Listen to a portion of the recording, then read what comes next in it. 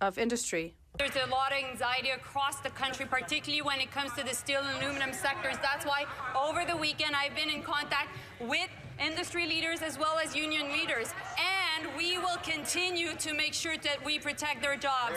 In order to be in solution mode, Mr. Speaker, we will make sure that Canadian steel and aluminum is used in our major infrastructure projects. That is why steel workers have said over the weekend, at a time where our steel and aluminum sectors are being hit by massive U.S. tariffs, this is the kind of leadership we've been demanding, and it has delivered. The honourable member for Kildonan St. Paul.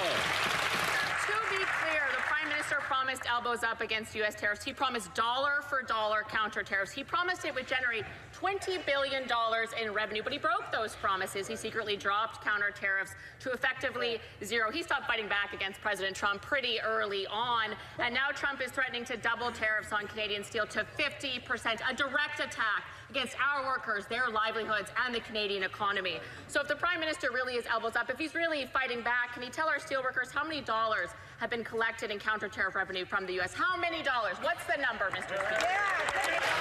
L'honorable ministre. The Honourable Minister of Industry. Thank you, Mr. Speaker. I would like to thank my colleague and congratulate her for the fact that she will be now my critic. So good news, looking forward to working with her. Indeed, the comments coming out of the White House are preoccupying. That being said, no executive order has been signed yet. So we take these comments very seriously, but we are working on all scenarios. That's why the Prime Minister is in Saskatoon meeting with the premiers of the provinces and territories, and that's also why we will make sure that we execute our plan, fight, protect, and build. The honourable member for Kildonan St. Paul.